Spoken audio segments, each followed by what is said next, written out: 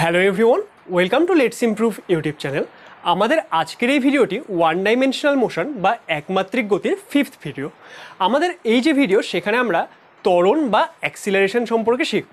দেখো, আমাদের যে আগের ভিডিওগুলো ছিল সেখানে আমরা একমাত্রিক গতির বেসিক বিষয়গুলো শিখেছিলাম এবং আমরা সরণ, তারপর গতিবেগ, দ্রুতি এইসব সম্পর্কে একদম ডিটেলে শিখে গিয়েছিলাম, তাই তো? তোমরা যদি আমাদের আগের ভিডিওগুলো না দেখে থাকো তাহলে সেগুলো অবশ্যই দেখবে, কারণ সেখানে আমরা বেসিক বিষয়গুলো শিখেছিলাম। আজকে আমরা কি শিখবো? আজকে আমরা শিখবো ত্বরণ সম্পর্কে। তাহলে চলো আমরা ভিডিওটি শুরু করি এবং আমরা দেখে নিই যে ত্বরণ কী হয়, ত্বরণ আমরা কীভাবে ক্যালকুলেট করি, বা ত্বরণের আলাদা আলাদা কী কী বিষয় সম্পর্কে আমাদের জানতে হবে। যদি তোমরা প্রথমবার আমাদের চ্যানেলে এসে থাকো তাহলে আমাদের চ্যানেলটিকে অবশ্যই সাবস্ক্রাইব করবে। ভিডিওটি দেখার পর যদি ভিডিওটি ভালো লাগে তাহলে ভিডিওটিকে কিন্তু অবশ্যই লাইক করে দেবে। তাহলে চলো শুরু করা যাক।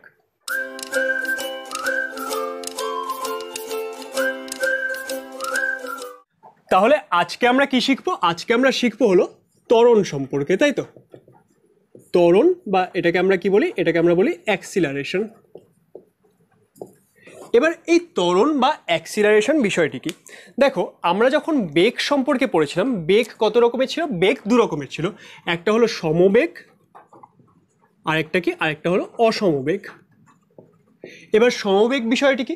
সমবেগ বিষয়টি হলো আমাদের যদি একই সময়ে, মানে কোনো একটি বস্তু আছে, ধরো সে একই সময়ে যদি একই দূরত্ব অতিক্রম করতো, ধরুন এখানে t1 টাইম, এখানে t1 টাইম, সেম টাইম নিচ্ছি আমরা। আচ্ছা, আরও ভালো এক্সাম্পল বুঝতে হলে ধরুন এখানে 2 সেকেন্ড টাইম, এখানে 2 সেকেন্ড টাইম, এখানে 2 সেকেন্ড টাইমে গেছিলো 5 মিটার, এখানেও 2 সেকেন্ড টাইমে গেছে 5 মিটার। তাহলে কি হচ্ছে? প্রত্যেকবার একই সময়ের ইন্টারভেলে একই ডিস্টেন্স অতিক্রম করছে। তাহলে এই ক্ষেত্রে যে আমাদের বস্তুর বেগ হয় সেটাকে আমরা কি বলেছিলাম? সেটাকে আমরা বলেছিলাম সমবেগ বা ইউনিফর্ম ভেলোসিটি, তাই তো? আর অসমবেগ কি? ধরুন আমাদের যদি সমান সমান সময়ের ব্যবধানে আলাদা আলাদা ডিস্টেন্স কভার করে, ধরুন এখানে 2 সেকেন্ড টাইম, এখানে 2 সেকেন্ড টাইম, এখানে গেল 5 মিটার, এখানে গেল 7 মিটার, ঠিক আছে? এটা এ পয়েন্ট, এটা বি পয়েন্ট, এটা সি পয়েন্ট। তাহলে এখানে আমরা কি দেখতে পাচ্ছি? সমান সমান সময়ের ব্যবধানে এই যে বস্তুটি বা যে যাত্রা করছে সে কি আলাদা আলাদা ডিস্টেন্স কভার করছে, তাই তো? তাহলে এই ক্ষেত্রে যে বস্তুটির বেগ সেটাকে আমরা কি বলেছিলাম? সেটাকে আমরা বলেছিলাম অসমবেগ। আমরা যদি এ টু বি বেগ কল্পনা করি, ধরুন আমরা বেগ এ থেকে বি পয়েন্ট অব্দি যে বেগ সেটাকে ভিএবি বলছি, সেটা কত আসবে? সেটা আসবে 5/2 মিটার পার সেকেন্ড, তাই তো? আর আমরা যদি বি পয়েন্ট থেকে সি পয়েন্টের মধ্যে বেগ দেখি সেটা কত হবে? ভিবিসি, সেটা কত হবে? 7/2 এত মিটার পার সেকেন্ড। অর্থাৎ এখানে কি হচ্ছে? আমাদের যে আলাদা আলাদা ডিস্টেন্স কভার করছে তখন বেগ আলাদা আলাদা থাকছে। তাহলে এটাকে আমরা কি বলেছিলাম? অসমবেগ বা নন ইউনিফর্ম ভেলোসিটি। তাহলে আমরা যে আজকে পড়ব ত্বরণ, সেটা কার সঙ্গে রিলেটেড? সেটা রিলেটেড হলো অসমবেগ বা নন ইউনিফর্ম ভেলোসিটির সঙ্গে। আমাদের যদি আলাদা আলাদা জায়গায় বেগ আলাদা আলাদা হয়, অর্থাৎ আমরা ধরুন 1 ঘন্টা ধরে কোথাও গেলাম, এবার এই 1 ঘন্টা কি সেটাকে আমরা 3600 সেকেন্ডে ভাগ করতে পারি। সেই 3600 সেকেন্ডে বিভিন্ন আলাদা আলাদা সময়ে যদি আমাদের বেগ বিভিন্ন জায়গায় আলাদা আলাদা হয় তাহলে সেটাকে আমরা কি বলবো? অসমবেগ। এই অসমবেগের জন্যই আমরা কি শিখবো? শিখবো হলো ত্বরণ বা অ্যাক্সিলারেশন। তাহলে আমরা বুঝে গেলাম যে আমরা এই যে ত্বরণ সম্পর্কে পড়ছি সেটা কোথায় অ্যাপ্লিকেবল। ত্বরণ কি সমবেগের ক্ষেত্রে অ্যাপ্লিকেবল? না, ত্বরণ কিন্তু সমবেগের ক্ষেত্রে অ্যাপ্লিকেবল নয়। ইউনিফর্ম ভেলোসিটির ক্ষেত্রে ত্বরণ হবে না। তাহলে ত্বরণ কোথায় হচ্ছে? সেটা হচ্ছে নন ইউনিফর্ম ভেলোসিটি বা অসমবেগের ক্ষেত্রে। তাহলে এই ত্বরণ বিষয়টি কি? ধরে নাও আমাদের কোনো একটি বস্তু এখান থেকে যাত্রা শুরু করলো, এটা এ পয়েন্ট থেকে যাত্রা শুরু করলো এবং আমরা এ পয়েন্টে এর যে বেগ সেটাকে বলছি ভি এ। এবং কিছুটা সময় পর সে কি হলো? সে ধরে নাও কিছুটা পথ অতিক্রম করলো, এই পথ অতিক্রম করতে তার টি সময় লাগলো এবং সে বি পয়েন্টে পৌঁছে গেল, ওকে? আর আমরা বি পয়েন্টে তার যে বেগ সেটাকে বলছি ভি বি, ওকে? তাহলে আমরা কি বললাম? একটি বস্তু যাত্রা শুরু করলো, সে এ পয়েন্ট থেকে যেতে যেতে কোথায় গেল? বি পয়েন্টে। এ পয়েন্টে তার বেগ কত ছিল? সেটা ছিল ভি এ, এবং বি পয়েন্টে তার বেগ কত? সেটা হলো ভি বি। এ থেকে বি পয়েন্টে যেতে তার সময় কতখানি লাগলো? সময় লাগলো হলো টি সেকেন্ড। তাহলে এখানে দেখো আমাদের যে বেগের পরিবর্তন, এ থেকে বি বিন্দু যেতে বেগের পরিবর্তন কত হলো? কি? Change in velocity. বেগের পরিবর্তন বা চেঞ্জ ইন ভেলোসিটি সেটা কত আসলো? দেখো আমাদের যে ফাইনাল পয়েন্ট, মানে লাস্টের যেই পয়েন্ট, সেটাকে আমরা কি বলছি? সেটাকে আমরা বলছি ভিবি, বি পয়েন্ট। এবার বি পয়েন্টে বেগ কত? সেটা হলো ভিবি, এবং এ পয়েন্টে বেগ কত ছিল? সেটা ছিল ভি এ। তাহলে আমরা বেগের পরিবর্তন কত হয়েছে? ভিবি মাইনাস ভি এ, তাই তো? এবার এই যে বেগের পরিবর্তন হলো সেটার জন্য সময় কতখানি লাগলো? দেখো, এ থেকে বি পয়েন্টে যেতে যতখানি সময় লেগেছে সেটাই কি হবে? সেটাই হবে এই যে বেগের পরিবর্তন হলো সেই পরিবর্তনের জন্য প্রয়োজনীয় সময়। তাহলে আমরা এখানে টাইম কতখানি? টাইম হলো টি সেকেন্ড, তাই তো? এটা ধরো আমরা সেকেন্ডেই দেওয়া আছে। তাহলে এই ক্ষেত্রে আমাদের টি সেকেন্ড সময়ে বেগের পরিবর্তন হচ্ছে ভিবি মাইনাস ভিএ, কারেক্ট? তাহলে আমরা কি পড়ছি, আমরা পড়ছি ত্বরণ। এবার ত্বরণের সংজ্ঞা কি? ত্বরণের সংজ্ঞা হলো সময়ের সাথে সাথে কোনো একটি বস্তুর বেগের পরিবর্তনের হারকে আমরা কি বলি, বলি হলো ত্বরণ, rate of change of velocity. তাহলে ত্বরণ কি? ত্বরণ হলো rate of change of velocity. Okay, তাহলে দেখো আমরা কি বলছি, rate of change of velocity. Change of velocity মানে কি? চেঞ্জ অফ ভেলোসিটি মানে হলো বেগের পরিবর্তন। আর রেট মানে কি? রেট মানে হলো সময়ের সাথে সাথে কতখানি পরিবর্তিত হচ্ছে। ধরে নাও 10 সেকেন্ডে কারোর বেগের পরিবর্তন হয়েছে 50 মিটার পার সেকেন্ড, তাহলে তার 1 সেকেন্ডে কতখানি পরিবর্তিত হয়েছে সেটাকে আমরা কি বলবো, সেটাকে আমরা বলবো ত্বরণ। তাহলে এখানে যে আমরা এক্সাম্পল নিলাম এ বিন্দু থেকে বি বিন্দুতে গেল, সেই ক্ষেত্রে বেগের পরিবর্তন কত হলো, সেটা হলো ভিবি মাইনাস ভিএ। আর তার জন্য সময় কতখানি লাগলো, সময় লাগলো টি সেকেন্ড। তাহলে এই ক্ষেত্রে যদি আমরা ত্বরণ নির্ণয় করি, দেখো ত্বরণকে আমরা কি দিয়ে ডিনোট করবো, ত্বরণকে আমরা ডিনোট করি এ দিয়ে। তাহলে এই ক্ষেত্রে ত্বরণ কত আসবে, সেটা আসবে দেখো rate of change of velocity. তাহলে ভেলোসিটির চেঞ্জ কত হয়েছে, সেটা হয়েছে ভিবি মাইনাস ভিএ। এবার আমাদের রেট বের করতে হবে, কত সময়ে চেঞ্জ হয়েছে, টি সেকেন্ড সময়ে। তাহলে একক সময়ে কতখানি চেঞ্জ হবে, সেটা হয়ে যাবে বাই টি। তাহলে আমাদের ত্বরণ এ সেটা ইকুয়াল টু কত আসে, সেটা ইকুয়াল টু আসে হলো VB minus VA by T. এবার এটাকে আমরা একটু অন্যভাবে লিখতে পারি। কীরকমভাবে? দেখো আমরা ত্বরণ এ কে লিখতে পারি যে বি কি, বি ছিল আমাদের ফাইনাল পয়েন্ট, তাই তো? তার মানে আমরা বলতে পারি ফাইনাল পয়েন্টের ভেলোসিটি, কারণ সবসময় যে বিন্দুটির নাম বি থাকবে সেটা তো নয়। তাহলে আমরা ভিকে, আমাদের যে ফাইনাল পয়েন্টের ভেলোসিটি সেটাকে আমরা লিখছি ভি এফ, অর্থাৎ velocity at final point, minus VI. এটা দিয়ে আমরা কি বোঝাচ্ছি, এটা দিয়ে আমরা বোঝাচ্ছি ভেলোসিটি অ্যাট ইনিশিয়াল পয়েন্ট বা প্রাথমিক অবস্থায় বেগ কত, বাই হলো এর জন্য রিকোয়ার্ড টাইম। তাহলে আমরা অ্যাকচুয়ালি অ্যাক্সিলারেশনকে কীভাবে বোঝাবো, অ্যাক্সিলারেশন বা ত্বরণ সেটা মানে হলো সময়ের সঙ্গে বেগের পরিবর্তনের হার। আর এর ম্যাথমেটিক্যাল ফর্ম কি, সেটা হচ্ছে এ ইকুয়াল টু ভিএফ অথবা ফাইনাল ভেলোসিটি মাইনাস ভিআই মানে হলো initial velocity by required time. Okay, তাহলে আমরা কি শিখে এলাম, আমরা শিখে এলাম ত্বরণ সম্পর্কে। এবার এই ত্বরণ সম্পর্কে যদি আমরা বুঝে যাই যে ত্বরণ বিষয়টিকে, ত্বরণ আমরা কি দেখলাম, সেটা হচ্ছে সময়ের সাথে সাথে বেগের পরিবর্তনের হার। তাহলে এবার আমাদের কি শিখতে হবে, এবার আমাদের শিখতে হবে যে ত্বরণের একক কি, তাই তো? তাহলে দেখো এখানে তোমরা একটা জিনিস বোঝার চেষ্টা করো। আমরা বললাম ত্বরণ এ সেটা ইকুয়াল টু কত আসছে, VF minus Vi by T, তাই তো? এবার ভিএফ কি, ভিএফ হচ্ছে ফাইনাল ভেলোসিটি, ভিআই কি, ভিআই হলো ইনিশিয়াল ভেলোসিটি। তাহলে এদের যে মাঝখানে ডিফারেন্স সেটা কি, সেটাও তো একটা পার্টিকুলার ভেলোসিটি থাকবে। ধরো নাও আমি দোকানে কিছু কিনতে গেলাম, ঠিক আছে, আমি 100 টাকা নিয়ে গেছি, 100 টাকার মধ্যে থেকে আমি 50 টাকার খাতা কিনে নিলাম। তাহলে আমার যে বাকি টাকা থাকলো সেটা কি, সেটা থাকলো 50 টাকা। তাহলে আমার যে বাকি অ্যামাউন্টটা থাকছে সেটা আমরা কি করে বের করছি, আমার ইনিশিয়াল টাকা মাইনাস হচ্ছে আমি কত খরচ করলাম, তার মানে আমাদের যে ফাইনাল টাকা থাকলো সেটা কি, সেটা তো একটা টাকাই হচ্ছে। একই রকমভাবে আমাদের যে ফার্স্ট ভেলোসিটি ছিল মানে ফাইনাল ভেলোসিটি, তার থেকে যদি আমরা ইনিশিয়াল ভেলোসিটিকে মাইনাস করি তাহলে এখানে যে পরিবর্তনটা পেলাম সেটা কি, সেটা তো একটা পার্টিকুলার ভেলোসিটি হবে। তাহলে এই যে ভিএফ মাইনাস ভিআই সেটাকে ধরে নাও আমরা একটা পার্টিকুলার ভেলোসিটি ভি বলে দিচ্ছি, মানে এই যে বেগের পরিবর্তন হলো সেটা কত, সেটা হলো ভি।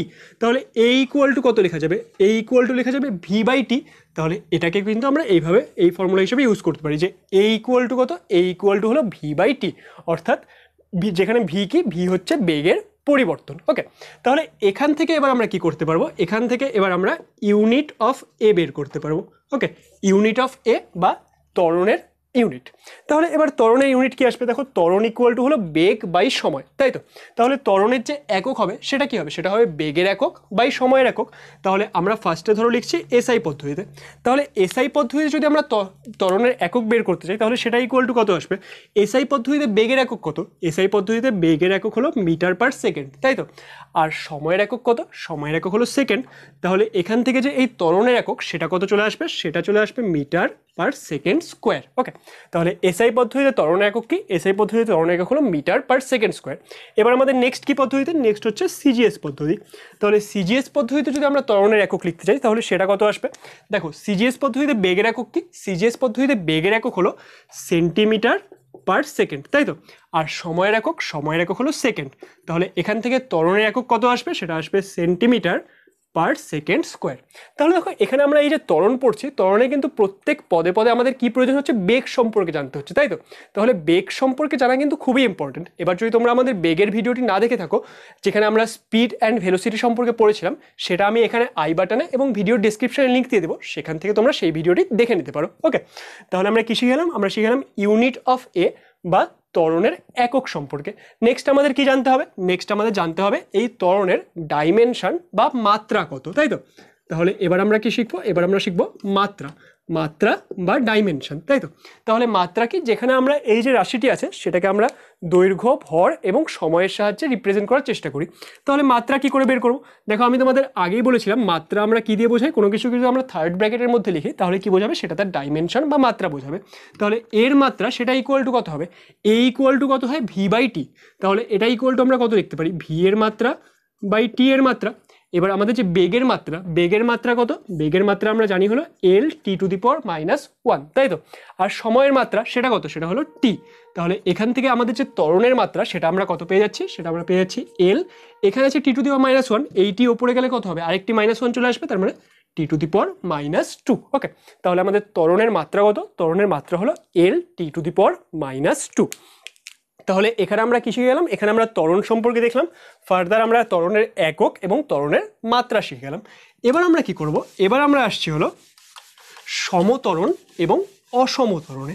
দেখো আমরা সমবেগ এবং অসমবেগ পড়েছিলাম। ত্বরণ কোথায় অ্যাপ্লিকেবল? ত্বরণ অ্যাপ্লিকেবল হলো অসমবেগের ক্ষেত্রে। আর আমাদের এখানে কি এবার আমরা কি পড়বো? এবার আমরা পড়বো সমত্বরণ এবং অসমত্বরণ। এবার এই বিষয়টিতে আসার আগে আমরা এখানে একটা বিষয় পড়ছি যে এই যে ত্বরণ, ত্বরণ আমরা কি পড়ছি? যে কতখানি বেগের পরিবর্তন হচ্ছে, তাই তো? তাহলে এই যে বেগের পরিবর্তন, সেখানে আমরা কোনটাকে বেশি নেব? মানে বেগ কি এখানে বৃদ্ধি পাচ্ছে নাকি বেগ হ্রাস পাচ্ছে? দেখো যখন আমরা ত্বরণ বলছি তখন আমরা কি বলবো? যে সময়ের সাথে সাথে বেগ বৃদ্ধি পাচ্ছে। তাহলে ত্বরণকে আমরা দুভাবে রিপ্রেজেন্ট করতে পারি। একটা তো আমরা বলতে পারি যে সময়ের সাথে সাথে বেগের পরিবর্তনের হার, বা যদি তোমরা আরো ভালো করে ত্বরণকে বলতে চাও তাহলে ত্বরণকে আমরা কি বলবো? ত্বরণ হলো সময়ের সঙ্গে সঙ্গে বেগ বৃদ্ধির হার। অর্থাৎ একক সময়ে কোনো একটি বস্তুর বেগ কত পরিমাণ বৃদ্ধি পেল সেটাকে আমরা কি বলবো? সেটাকে আমরা বলবো ত্বরণ বা অ্যাক্সিলারেশন। ওকে, তাহলে এবার আমরা কি পড়ছি? এবার আমরা পড়ছি সমত্বরণ এবং অসমত্বরণ। তাহলে ফার্স্টে আমরা কি লিখছি? ফার্স্টে আমরা লিখছি সমত্বরণ বা ইউনিফর্ম অ্যাক্সিলারেশন। এবার সমত্বরণ কি? ধরে নাও কোনো একটি বস্তুর এখানে আমরা এ পয়েন্ট থেকে যাত্রা শুরু করলাম, ঠিক আছে? এবার এ পয়েন্ট থেকে এ পয়েন্টে যখন তার ভেলোসিটি ছিল, এ পয়েন্টে তার বেগ ছিল 5 মিটার পার সেকেন্ড। ওকে, এবার আমরা কি করছি? এই যে বি পয়েন্টে যখন সে পৌঁছে গেল তখন তার বেগ ধরো আমরা বলছি 10 মিটার পার সেকেন্ড। ওকে, তাহলে 5 মিটার পার সেকেন্ড ছিল, সেখান থেকে কত হয়ে গেল? সেটা 10 মিটার পার সেকেন্ড। এবং এর জন্য আমরা ধরে নিচ্ছি এর সময় লেগেছে 2 সেকেন্ড। এরপর ধরে নাও এই যে বস্তুটি সে বি থেকে সি পয়েন্ট অবধি আসলো, এবং সি পয়েন্টে যখন আসলো তখন তার বেগ কত হয়ে গেল? সেটা হয়ে গেল, এর বেগ হয়ে গেল হলো 15 মিটার পার সেকেন্ড। ওকে, আর এর জন্য আমরা ধরে নিচ্ছি সময় লেগেছে 2 সেকেন্ড। তাহলে দেখো এখানে প্রত্যেকটি বার কি হচ্ছে? প্রত্যেকবার বেগের মান বৃদ্ধি পাচ্ছে, কারণ আমরা কি জানি ত্বরণ হলে পরে বেগ বৃদ্ধি পাবে। এবার বেগ বৃদ্ধির যে হার সেটাকে আমরা কি বলি? সেটাকে আমরা বলি ত্বরণ। এবার যখন এ থেকে বি পয়েন্টে গেল, আমরা কি দেখছি? এ থেকে বি পয়েন্টে, তাহলে এখানে বেগের পরিবর্তন কত হয়েছে? বেগের পরিবর্তনকে আমরা শুধু ভি লিখছি। তাহলে বেগের যে পরিবর্তন সেটা কত? সেটা হলো 10 - 5, তাই তো? তার মানে এত ইকুয়াল টু কত? ইকুয়াল টু হচ্ছে 5 মিটার পার সেকেন্ড। এই ক্ষেত্রে আমাদের টাইম কত লেগেছে? টাইম লেগেছে 2 সেকেন্ড। তাহলে এই ক্ষেত্রে যদি আমরা ত্বরণ বের করি, ত্বরণ ইকুয়াল টু কত আসবে? ত্বরণ ইকুয়াল টু হলো বেগের পরিবর্তন বাই সময়, তাই তো? তার মানে এখানে 5/2, এত ত্বরণের একক কি? Metre per second square. তার মানে কত আসবে? 2.5 মিটার পার সেকেন্ড স্কোয়ার। বোঝা গেল? তাহলে এ থেকে বি পয়েন্টে যে যাত্রা হচ্ছে সেখানে ত্বরণ আসলো 2.5 মিটার পার সেকেন্ড স্কোয়ার। একই রকমভাবে আমরা যদি বি টু সি দেখি তাহলে তখন কি হবে? তখন দেখো আমাদের যে বেগের পরিবর্তন ভি সেটা কত হলো? সেটা হলো 15 - 10, মানে হচ্ছে 5 মিটার পার সেকেন্ড। কারেক্ট? এর জন্য টাইম কত লেগেছে? টাইম লেগেছে 2 সেকেন্ড। তাহলে আমাদের যে বেগের পরিবর্তনের হার বা ত্বরণ সেটা ইকুয়াল টু কত আসবে? সেটা আসবে 5/2 এত মিটার পার সেকেন্ড স্কোয়ার। তার মানে 2.5 মিটার পার সেকেন্ড স্কোয়ার। তাহলে দেখো এখানে যাত্রাপথের যে আলাদা আলাদা স্টেজ, প্রত্যেকটা স্টেজে কি হচ্ছে? আমাদের যে বেগ বৃদ্ধির হার বা ত্বরণ সেটা কি? সেটা হচ্ছে সমান, তাই তো? তাহলে এই রকমের যখন ত্বরণ হবে সেটাকে আমরা কি বলবো? সেটাকে আমরা বলবো সমত্বরণ বা ইউনিফর্ম অ্যাক্সিলারেশন। তাহলে সমত্বরণ সম্পর্কে বোঝা গেল। সমত্বরণ কি? যদি আমাদের একই সময়ের ইন্টারভেলে একই পরিমাণ বেগের বৃদ্ধি হয় তাহলে সেটাকে আমরা কি বলবো? সেটাকে আমরা বলবো সমত্বরণ বা ইউনিফর্ম অ্যাক্সিলারেশন। তাহলে আমরা সমত্বরণ বুঝে গেলাম। এবার আমাদের কি শিখতে হবে? এবার আমাদের শিখতে হবে অসমত্বরণ বা নন ইউনিফর্ম অ্যাক্সিলারেশন, তাই তো? তাহলে এটা আমরা মুছে দিচ্ছি। এবার আমরা শিখবো হলো অসমত্বরণ বা নন ইউনিফর্ম অ্যাক্সিলারেশন। দেখো আমি সমত্বরণটিকে মুছলাম না, জাস্ট আগে একটা আমরা লিখে দিব, তাহলে এটা কি হয়ে যাবে? এটা হয়ে যাবে অসমতরণ। তাহলে অসমতরণ কি? অসমতরণ কিছুই না, অসমতরণ হচ্ছে সমতরণের সঙ্গে একটি, তাই তো? তাহলে সেটা কি? সেটা হচ্ছে আমরা কি করছি, ধরুন আমাদের এই এ বিন্দুতে ছিল বস্তুটি, সে কোথায় গেল? সে গেল বি বিন্দুতে। ওকে, এবার এ বিন্দু থেকে বি বিন্দুতে ধরো তার সময় লাগলো হচ্ছে 2 সেকেন্ড, এবং এ বিন্দুতে যখন বস্তুটি ছিল তখন তার বেগ ছিল আমরা বলছি 5 মিটার পার সেকেন্ড। যখন বি বিন্দুতে আসলো তখন কি? তখন হচ্ছে সেটা হয়ে যাচ্ছে 10 মিটার পার সেকেন্ড, তাই তো? এবার ধরো যখন বি বিন্দুতে এসছে তখন কি হলো? তখন সে তার ক্রাশকে দেখতে পেলো। তাহলে কি হচ্ছে? ক্রাশের পেছনে চলতে শুরু করবে, তখন তার ভেলোসিটি ইনক্রিজ হবে। তাহলে এখন ভেলোসিটি কত হয়ে গেল? যখন সি বিন্দুতে পৌঁছালো তখন সেটা হয়ে গেল 20 মিটার পার সেকেন্ড। তাহলে কি হচ্ছে? এবার এখান থেকে এখানে যেতে তার সময় লেগেছে 2 সেকেন্ড। ওকে, তাহলে এখানে বিষয়টি কি হচ্ছে দেখো, এখানে আমরা যদি এ থেকে বি পয়েন্ট অবধি যাত্রা দেখি, তাহলে এ পয়েন্ট থেকে বি পয়েন্ট অবধি কি হবে? এ পয়েন্ট থেকে বি পয়েন্ট, সেখানে বেগের পরিবর্তন কত সেটা আমরা ভি বলছি, সেটা কত? 10 - 5 = 5 মিটার পার সেকেন্ড, তাই তো? তা এখানে সময় কতক্ষণ লেগেছে? সময় লেগেছে 2 সেকেন্ড। তাহলে আমাদের ত্বরণ সেটা কত আসবে? সেটা আসবে 5/2, that is 2.5 metre per second square. Okay, তাহলে এটা আসছে এ থেকে বি পয়েন্টে ত্বরণ। আমরা যদি বি থেকে সি অবধি যাত্রা দেখি, বি থেকে সি অবধি যে যাত্রা হচ্ছিল তখন কি ছিল? তখন সামনে ক্রাশ ছিল, তাই তো? C for crush. তাহলে এখানে কি হচ্ছে? এখানে বি থেকে সিতে যখন গেল তখন তার যে বেগের পরিবর্তন সেটা কত হলো? সেটা হলো 20 - 10, মানে 10 মিটার পার সেকেন্ড। এতখানি বেগের পরিবর্তন হয়েছে। তাহলে এখানে কি হচ্ছে? এখানে আমাদের যে টাইম লাগলো, টাইম কি? টাইম লাগলো হচ্ছে 2 সেকেন্ড, তাই তো? তাহলে এখানে যে আমাদের বেগের পরিবর্তনের হার বা ত্বরণ সেটা ইকুয়াল টু কত? সেটা হচ্ছে 10/2 এত মিটার পার সেকেন্ড স্কোয়ার বা 5 মিটার পার সেকেন্ড স্কোয়ার, ঠিক আছে? তাহলে দেখো এখানে কি হলো, যখন এ থেকে বি অবধি যাচ্ছিল তখন ত্বরণ ছিল 2.5 মিটার পার সেকেন্ড স্কোয়ার। যখন বি থেকে সি যাচ্ছে তখন কত ত্বরণ? তখন হচ্ছে ত্বরণ 5 মিটার পার সেকেন্ড স্কোয়ার। তার মানে কি? এখানে যে যাত্রাপথের আলাদা আলাদা স্টেজ, সেখানে কিন্তু ত্বরণ সব জায়গায় সমান নয়। অর্থাৎ আমাদের সমান সমান সময়ের ব্যবধানে কি হচ্ছে? আলাদা আলাদা পরিমাণ বেগের বৃদ্ধি পাচ্ছে, তাই তো? তাহলে এইরকম ত্বরণকে আমরা কি বলবো? এইরকম ত্বরণকে আমরা বলবো হলো অসমত্বরণ বা নন ইউনিফর্ম অ্যাক্সিলারেশন। তাহলে আমরা যদি সামারাইজ করি, সমত্বরণ কি? যখন সমান সমান সময়ের ব্যবধানে আমাদের সমান সমান বেগ বৃদ্ধি পাবে তখন সেটাকে আমরা বলবো সমত্বরণ। আর অসমত্বরণ কি? যখন সমান সমান সময়ের ব্যবধানে কেউ চলতে চলতে হঠাৎ করে সামনে ক্রাশকে দেখতে পাবে তখন কি হবে? তখন ভেলোসিটি খুব একবারে ইনক্রিজ হয়ে যাবে। তাহলে এই যে বিষয়টি, সেটাকে আমরা কি বলি? সেটাকে আমরা বলি অসমত্বরণ বা নন ইউনিফর্ম অ্যাক্সিলারেশন। তাহলে এই যে নন ইউনিফর্ম অ্যাক্সিলারেশন, সেখানে এবার আমাদের কি শিখতে হবে? এবার আমাদের শিখতে হবে হলো নন ইউনিফর্ম অ্যাক্সিলারেশনের ক্ষেত্রে আমরা কি শিখবো? এবার আমরা শিখবো অ্যাভারেজ অ্যাক্সিলারেশন। তাহলে নন ইউনিফর্ম অ্যাক্সিলারেশন আমরা কি শিখবো? আমরা শিখবো হলো অ্যাভারেজ অ্যাক্সিলারেশন। ওকে, তাহলে অ্যাভারেজ অ্যাক্সিলারেশন বা গড় ত্বরণ। এবার তাহলে এই অ্যাভারেজ অ্যাক্সিলারেশন বা গড় ত্বরণ বিষয়টি দেখো, অ্যাভারেজ অ্যাক্সিলারেশন আমরা কি করে বের করব? আমাদের যে যাত্রাপথ, সেই যাত্রাপথে তো আমাদের বিভিন্ন সময়ে যে ত্বরণের মান সেটা আলাদা আলাদা ছিল, একটু আগে আমরা ক্যালকুলেট করলাম, তাই তো? এখান থেকে এখানে ত্বরণ কত ছিল? সেটা ছিল 2.5। এ থেকে বিতে, বি থেকে সিতে ত্বরণ কত ছিল? সেটা ছিল 5। তাহলে আমরা যদি এই পুরো জার্নিটা দেখি তখন ত্বরণ কত ছিল সেটাকে আমরা কি বলবো? সেটাকে আমরা বলবো গড় ত্বরণ। আর এটা আমরা ক্যালকুলেট করব কি করে? আমরা ধরো এটা কি লিখছি আমরা? Average acceleration. ওকে, তাহলে সেটা কত আসবে? দেখো আমাদের একদম যাত্রাপথের শুরুতে বেগ কত ছিল? সেটা ছিল 5 মিটার পার সেকেন্ড। আর যাত্রাপথের একদম শেষে, মানে যখন আমরা যাত্রা শেষ করলাম, যখন আমরা আমাদের ক্রাশকে রিচ করে গেলাম, তখন আমাদের ভেলোসিটি কত? সেটা হচ্ছে 20 মিটার পার সেকেন্ড। তাহলে আমাদের যে টোটাল বেগের পরিবর্তন হলো সেটা কত হলো? সেটা হলো 20 - 5। আর এর জন্য আমাদের সময় টোটাল কত লেগেছে? সময় লেগেছে হলো এখানে দেখো 2 সেকেন্ড আর এখানে 2 সেকেন্ড, তাই তো? তার মানে আমাদের টোটাল সময় লেগেছে 4 সেকেন্ড। তাহলে এত মিটার পার সেকেন্ড স্কোয়ার, এটাই কি আসবে? এটাই আসবে আমাদের গড় ত্বরণ বা অ্যাভারেজ অ্যাক্সিলারেশন। তাহলে এটা ক্যালকুলেট করলে কত আসবে? সেটা আসবে 15/4 এত metre per second square. Okay, তাহলে এটা যদি আমরা ক্যালকুলেট করি তাহলে সেখান থেকে আমরা কত পাবো? সেটা আমরা পেয়ে যাবো 3.75 মিটার পার সেকেন্ড স্কোয়ার। তাহলে আমাদের অ্যাভারেজ অ্যাক্সিলারেশন আমরা বুঝে গেলাম। তাহলে অ্যাভারেজ অ্যাক্সিলারেশন কি? আমাদের পুরো গতিপথে আমাদের যে ত্বরণটি থাকবে সেটাকে আমরা কি বলবো? সেটাকে আমরা বলবো অ্যাভারেজ অ্যাক্সিলারেশন বা গড় ত্বরণ। তাহলে আমরা অ্যাভারেজ অ্যাক্সিলারেশন বা গড় ত্বরণ সম্পর্কে শিখে গেলাম, তাই তো? এবার আমাদের আরেকটি বিষয় সম্পর্কে শিখতে হবে। সেটা কি? সেটা হলো আমাদের তাৎক্ষণিক ত্বরণ বা ইনস্ট্যান্টেনিয়াস ত্বরণ। তাৎক্ষণিক ত্বরণ বা ইনস্ট্যান্টেনিয়াস অ্যাক্সিলারেশন। তাহলে এই যে তাৎক্ষণিক ত্বরণ বা ইনস্ট্যান্টেনিয়াস অ্যাক্সিলারেশন বিষয়টি কি? দেখো তাৎক্ষণিক মানে কি? At a particular moment. এবার মোমেন্ট মানে কি? ধরো নাও আমি এখান থেকে এখানে কোথাও একটা যাত্রা করছি, ওকে। এবার এই যাত্রাপথে আমার বিভিন্ন সময় লেগেছে। এবার আমি যখন এই আমার একটা ফার্স্ট স্টেপ ফেললাম তখন কি সেটা একটা মোমেন্ট, সেকেন্ড স্টেপ ফেললাম সেটা কি সেটা আরেকটা মোমেন্ট। তার মানে আমি যখন কোনো একটা জায়গা থেকে কোথাও যাচ্ছি তখন কি আমাদের যে এই পুরো যাত্রাপথ তার মধ্যে আমরা একটা ক্ষুদ্র অংশ দেখি, তাহলে সেগুলো কি হবে? সেগুলো হবে একটা পার্টিকুলার মোমেন্ট। ধরো নাও আমার এক জায়গা থেকে আরেক জায়গায় যেতে সময় লেগেছে 10 মিনিট, এবং এবার যদি আমি সেই 10 মিনিটের মধ্যে ধরো নাও আমি বললাম যে আমার 0.25 সেকেন্ড, এইটুকু একটা সময় যদি আমরা নিই, ওইটুকু সময় যদি আমরা যাত্রাপথ দেখি, তাহলে সেটা কি সেটা একটা পার্টিকুলার মোমেন্ট বা একটা পার্টিকুলার ক্ষণ হবে। সেটা কি সেটা একটা পার্টিকুলার ইনস্ট্যান্ট হবে। তাহলে সেই সময়ের যে ত্বরণ সেটাকে আমরা কি বলি? সেটাকে আমরা বলি তাৎক্ষণিক ত্বরণ বা ইনস্ট্যান্টেনিয়াস অ্যাক্সিলারেশন। এবার এটা আমরা তাহলে কি করে ক্যালকুলেট করব? ধরুন আমাদের খুব ছোট্ট একটা সময়ের অবকাশে একটা পার্টিকুলার ভেলোসিটি চেঞ্জ হয়েছে, তাহলে সেই ভেলোসিটি বাই সেই টাইম করলে আমরা কি পেয়ে যাব? সেই টাইম করলে আমরা পেয়ে যাব তাৎক্ষণিক ত্বরণ বা ইনস্ট্যান্টেনিয়াস অ্যাক্সিলারেশন, ওকে। তাহলে আমাদের যে এই তাৎক্ষণিক ত্বরণ এটা কিন্তু আমাদের ক্যালকুলেশনের জন্য খুবই ইম্পর্টেন্ট, কারণ আমরা এটাকে ক্যালকুলেট করব আগের মতো করেই, কিন্তু এখানে আমাদের মাথায় কি রাখতে হবে যে এখানে যে আমাদের সময়ের অবকাশ বা আমাদের যে টাইম ইন্টারভ্যাল সেটা খুবই কম। আর ধরে নাও আমরা যখন কোনো একটা মোশনকে আমরা কি করব? অ্যানালাইজ করার চেষ্টা করব, তাহলে সেই ক্ষেত্রে কি হবে? সেই ক্ষেত্রে আমরা যখন নিউমেরিক্যালগুলো করব তাহলে কি আমাদের আলাদা আলাদা ইনস্ট্যান্টে ক্যালকুলেট করতে হতে পারে।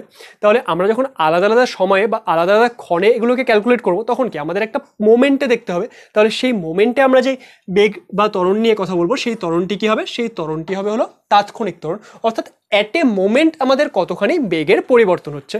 তাহলে তাৎক্ষণিক ত্বরণ বা ইনস্ট্যান্টেনিয়াস ত্বরণ কি? ইট ইজ দ্য অ্যাক্সিলারেশন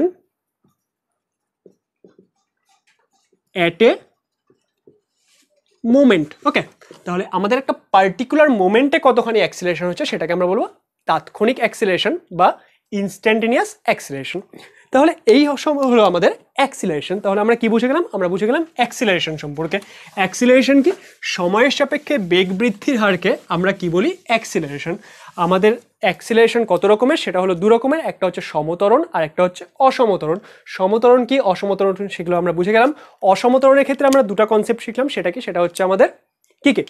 একটা হলো আমাদের গড় ত্বরণ, যেখানে আমরা টোটাল যে যাত্রাপথ তার জন্য আমাদের যে অ্যাভারেজ ত্বরণ কত ছিল সেটা বের করলাম। আরেকটা কি? আরেকটা হচ্ছে তাৎক্ষণিক ত্বরণ, অর্থাৎ আমাদের একটা পার্টিকুলার ইনস্ট্যান্টে ত্বরণ। তাহলে এগুলো আমরা বুঝে গেলাম, তাই তো? এবার আমরা একটা বিষয় সম্পর্কে শিখবো, সেটা কি? সেটা হচ্ছে ডিঅ্যাক্সিলারেশন বা মন্দন। অ্যাক্সিলারেশন, মাঝে মাঝে বানান পারি না। তাহলে ডিঅ্যাক্সিলারেশন বা এটাকে আমরা কি বলবো? এটাকে আমরা বলবো মন্দন, ওকে।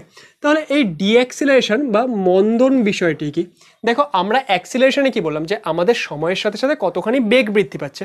এবার ধরো না আমি গাড়ি চালিয়ে কোথাও যাচ্ছি, ঠিক আছে? তাহলে এবার আমি গাড়ি চালিয়ে যখন যাচ্ছি আমি ফাঁকা রাস্তায় তো বেগ বৃদ্ধি করছি, আমার যে স্পিড বা ভেলোসিটি সেটা ইনক্রিজ হচ্ছে। দেখো স্পিড আমি ভুল করে বলে দিলাম, কিন্তু এখানে কিন্তু স্পিড আমরা নিব না, আমরা এখানে কি নেব? এখানে আমরা নেব হচ্ছে বেগ, তাই তো? আমাদের যে বেগ বা ভেলোসিটি সেটা কি? সেটা হচ্ছে একটি ভেক্টর রাশি। আর আমাদের যে স্পিড সেটা কি? স্পিড বা দ্রুতি সেটা কি? স্কেলার রাশি। আমরা ত্বরণ বলতে কি দেখছি? আমরা ত্বরণ বলতে দেখছি হলো বেগের পরিবর্তনের হার। তাহলে আমাদের যে ত্বরণ কি রাশি হবে বলো তো? ত্বরণও কিন্তু একটি ভেক্টর রাশি হবে, কারণ ত্বরণ মানে কি? ত্বরণ মানে হলো বেগের পরিবর্তনের হার। তাহলে বেগ যেহেতু একটি ভেক্টর রাশি, তাহলে ত্বরণ কি হবে? ত্বরণও কিন্তু একটি ভেক্টর রাশি হবে। তাহলে ত্বরণের যে পরিবর্তন সেটা কিন্তু শুধুমাত্র ত্বরণের মানের ওপর ডিপেন্ড করবে না, সেটা ত্বরণের যে ডিরেকশন বা কোন দিকে ত্বরণ হচ্ছে তার উপরেও ডিপেন্ড করবে, ওকে। তাহলে এখান থেকে দেখো আমি ধরো গাড়ি চালিয়ে যাচ্ছি, তাহলে একটা পার্টিকুলার মোমেন্টে কি হচ্ছে? আমি আমার বেগ বৃদ্ধি করছিলাম। এবার বেগ বৃদ্ধি করতে করতে ধরো আমার সামনে একটা কি বলবো স্পিড ব্রেকার চলে আসলো বা অন্য কোনো গাড়ি চলে আসলো, তখন কি আমাকে তো আমার যে বেগ সেটা হ্রাসও করতে হবে, আমাদের যে বেগ সেটা কমাতে হবে, কারণ আমি যদি সেম ভেলোসিটি নিয়ে যাই তাহলে ঠুকে দিব, তাহলে সেটা তো আমার টার্গেট না, আমাকে নিজেকে বাঁচতেও তো হবে।